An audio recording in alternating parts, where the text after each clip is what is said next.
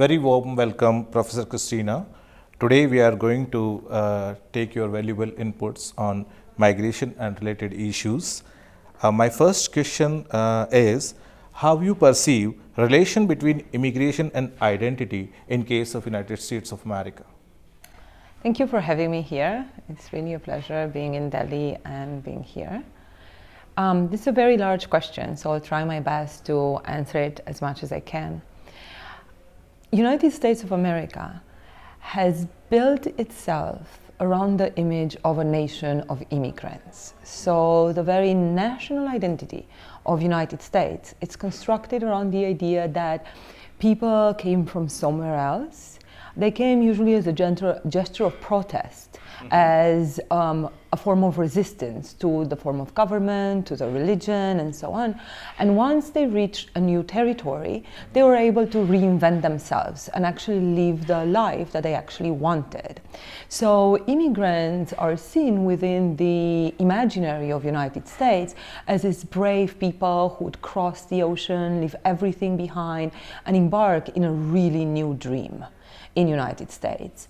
That's obviously a wonderful dream and a wonderful myth about the United States, but it's obviously a very incomplete one because the territories of Americas were actually populated, and they were heavily populated by people who have been living there for hundreds or thousands of years even. But this is actually not a part that is very much discussed on this. Mostly the European roots, the Protestant roots of United States are quite emphasized. Another story of United States that it's not so much emphasized when it comes to immigration, it's actually the forced immigration of African Americans who were actually brought against their wills on ships, and as we already know, it led to a very long history of slavery. So all these aspects of immigration to the United States are not necessarily a part of the national identity or something that it's being talked about greatly. But this view of immigrants coming to America, making it to America, it's what motivates still, after hundreds of years, people to cross the borders and seek a better life for themselves, and in most cases for their future, for the future of their children. So United States is very much linked with this idea of immigration. There are some scholars, for example, one of the scholars, very well-known scholars of immigration, is called Aristides Zolberg. And Aristides Zolberg had this theory that America is unique and special, not because of the reasons that it's usually talked about, like, oh, it's the greatest country that has like the roads paved with gold, but because America was able to be a nation by design. So what it means is that immigrants were allowed to come to United States from the very beginning, were the selected immigrants. United States has been very welcoming of immigrants throughout the centuries, but it was also very particular about which immigrants they wanted to come to United States. And this, Aristides Zolberg tells us in his work, is something that has been taking place for hundreds of years in the United States. It's not something new. And that's actually important because when we talk about it right now and we see the new changes in the policy of immigration, some people say, but no, this is America. America receives everyone. All immigrants are welcome. But if you look at the history and if you pay really close attention to history, you would see that America has actually always been very selective of its immigrants. And and always looked at certain people that will become a part of a citizenship, that will become part of the future nation. So this identity that America has is very much linked to the story of immigration. And people still today tell the story, oh, I'm American, but I'm actually Italian American or Irish American or Indian American, right? They talk about these hybrid identities in which they say, yes, I'm American and I'm a citizen of America and I'm usually proud to be so, but my heritage is also important to me. My past, my parents, my grandparents also came from somewhere. So the immigration stories are very much linked not only to the national identity that people have, but also to individual identities and to family identities. And people still incorporate the story of migration, the story of movement into their personal lives and into the national narrative itself. Yeah. Next question is that how you see the new policies regarding immigration under the Trump's regime? So that's a very good question, right? But as I said, when we are looking at what's happening in contemporary America, we have to link it to the history of America. And the Trump administration obviously has been doing a lot of bold things and a lot of bold proposals for immigration. And it's getting a lot of attention, a lot of media attention, usually quite negative attention. And people say he's so different, he is so different from everything else that America stands for the American history. But actually, if you look, his policies are not that different. Their policies that are quite similar to the policies that Trump is implementing have been implemented in the previous administration, under the Obama administration. And also they have been implemented, for example, in the mid-1900s, when America was undergoing an economic downturn, and there were people who were very restrictionist in terms of immigration, and they said, we don't want any more foreigners, we need to keep America for Americans, because they couldn't find jobs for themselves or for their immediate family. So this kind of policies that restrict immigration, particularly coming from certain areas, it's not something new. But what is interesting right now is also how much of a publicity this is getting, and what and how we are talking about it, and in what terms we are talking about it. Also, I think it's very important to mention that according to the United States Constitution, immigration is actually something that needs to be done by Congress. So it's one of the duties of Congress to design legislation with respect to immigration. This is not something that the institution of the presidency is in charge of. Nevertheless, presidents have been continuously using their executive power, especially executive orders, to construct immigration bills. And some people who are more inclined to be saying that America needs to leave the Congress to make this kind of policy would say it's not the job of president like President Trump to declare executive orders. But President Obama also had a lot of executive orders when it came to immigration. It just might happen that we might agree with some of the executive orders that President Obama had done, and we might just strongly disagree with the ones that are actually done by President Trump. But with respect to the particular executive orders given by the new administration in Washington, D.C., it's very important for us to notice and to ask the question, how is that going to affect the makeup of United States? How is this going to affect the image that United States has around the world? People are looking to United States, paying attention to everything that the president is saying or everything that the president is doing. So it's very important that we also pay attention to this. The travel ban from the, I think right now it's 6 Muslim countries, or predominantly Muslim countries. Yeah, it used to be 7, and I think that one of them is no longer on the list under the current executive order. It's one that raises a lot of eyebrows. And of course it raises a lot of eyebrows because, as I said, the countries envisioned are predominantly Muslim, and it's considered to be a discriminatory travel ban towards a certain kind of religion. Obviously, this is also done based on the campaign promises that President Trump had, saying that he's going to have a ban against Muslims entering the United States. So this is not unfounded, and those worries about discrimination against a particular region are not unfounded and need to be coming under strict scrutiny. But also brings into view another issue that America is confronting with, and that is the liberal tradition of America about receiving everyone, giving everybody their own rights, equal with everybody else, and the need for security. So I think America is undergoing very challenging times since 2001, since 9/11, because security became an important part of the national identity. So a lot of decisions are being made in the name of national security.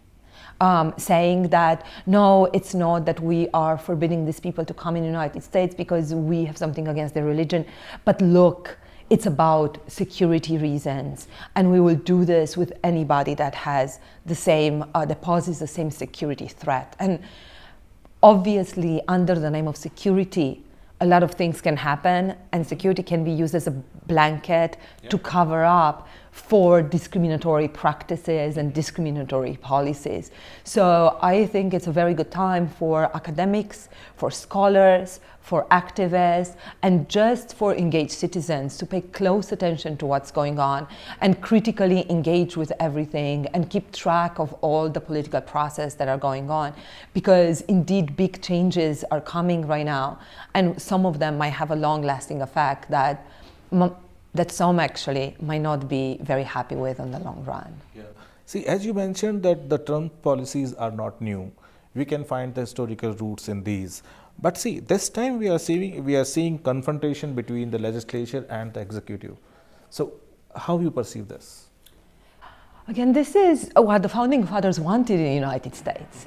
They wanted the separation of power. They wanted the executive, the legislative branch to actually be very different. And they also wanted the executive branch to have very limited power, to have very small power, and legislative branch to have much more power. And they wanted the two to disagree because they thought that only through this disagreement, only through these debates, the country will beneficiate from the best policies that exist. However, the dissonance between the legislative and the executive has reached certain quotas that were unimaginable during the Obama administration, because we had a Democratic president and we had a Republican Congress. And as a result of it, the differences between them were very hard to compromise on. And you could see it with the healthcare bill, but also obviously you could see it with the immigration bill, with Congress not being able to pass comprehensive legislation with regard to immigration.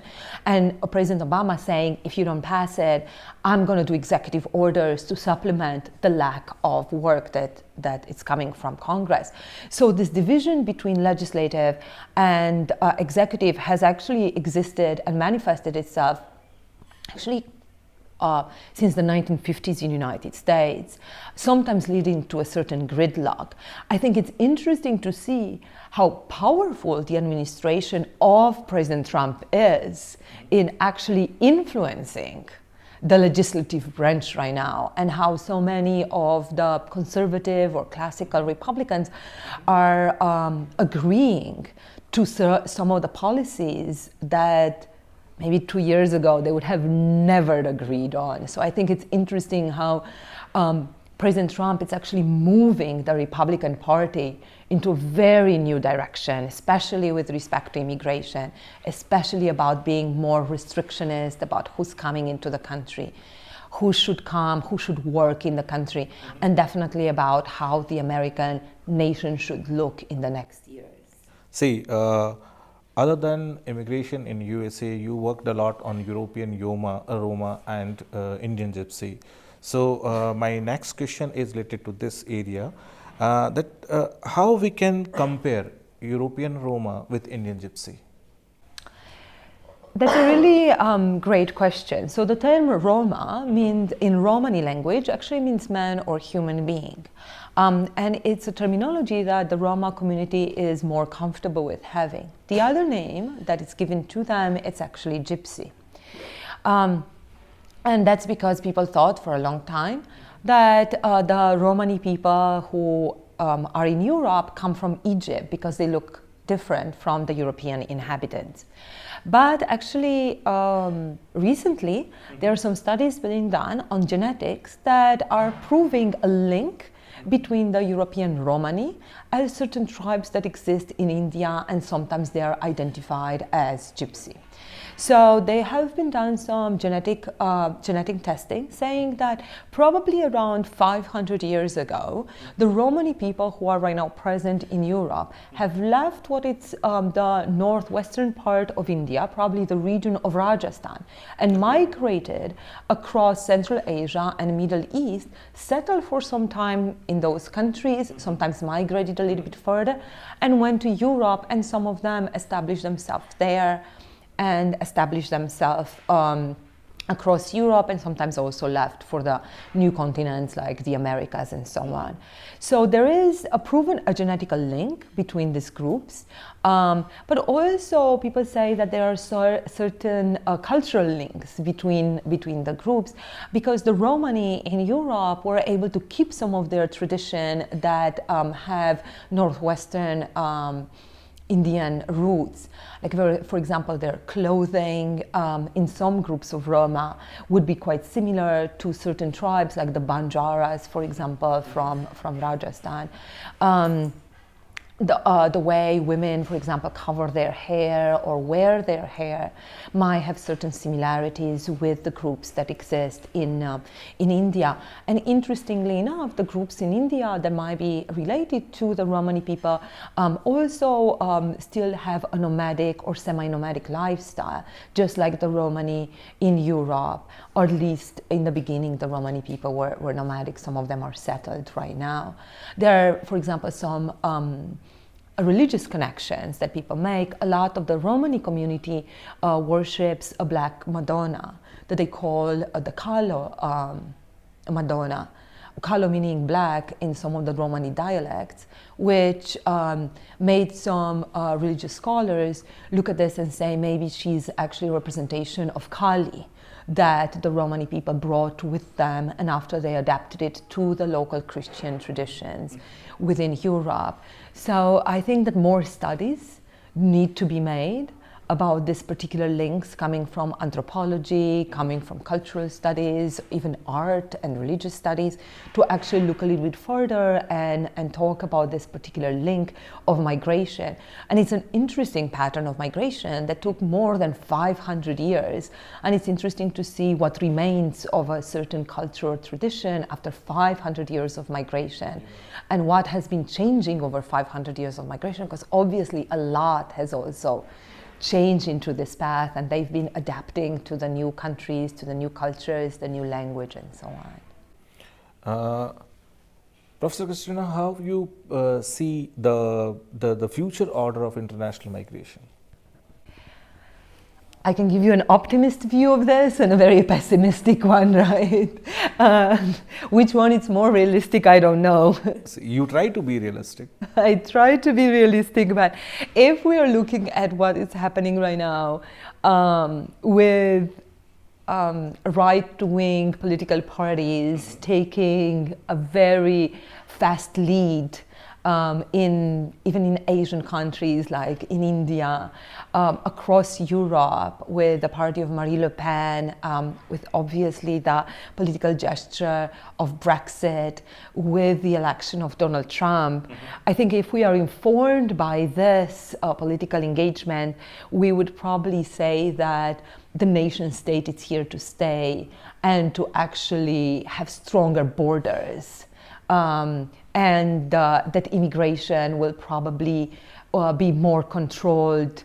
Right now we have even more machines to control immigration that we had in the past, with fingerprinting, with eye scanning, our DNA being swapped, and so on and so forth, right? So we can see how we do have the mechanisms right now in place to actually control immigration like never before, right? And we also can see how people are moving across the world, but the people who are moving are the people of privilege, people who can afford plane tickets and so on.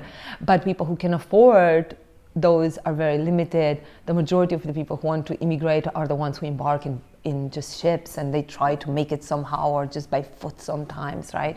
So I think that we do have the means to control immigration further.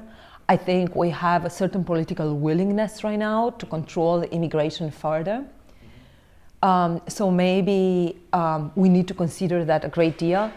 But I think that also immigration is a part of human nature. It's who we are. And if our ancestors would have not migrated from Africa thousands of years ago, we wouldn't be here today. Yeah. And it's who we are. It makes us who we are. Migration is who we are as human beings. It defines us.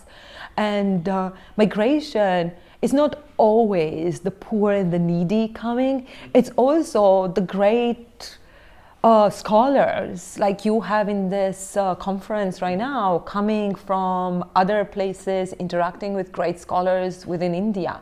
So migration happens at every single level. We typically talk only about like economic migrants and so on, but it's actually so much more that migration is today. And I think that this kind of exchanges that were, for example, with the Silk Road, that allowed for Asian developments to reach Europeans and for Europeans to develop at the level that they did in a very rapid time, were only because of migration. So I think that even though we see a certain way of looking at limiting migration, I think it cannot be stopped. And finally, I think that we're going to see a delusion of the nation state, and furthermore a communication across cultures, across nations, across geographical era, that probably would lead to a very different political engagement, to a very different political understanding that's going to be based on this meeting of minds, of people, of economies. So that's my optimistic take on this. But I think it's going to take some long time, and I'm not very sure it's going to happen in my lifetime. But hopefully it will happen. In future, it can take place. With this optimistic note, I thank you, Professor Christina, from the organizers. Thank you very much for sharing your valuable views and giving your time for this. Thank you. Thank you so much. Thank you very much for having me. It was a pleasure.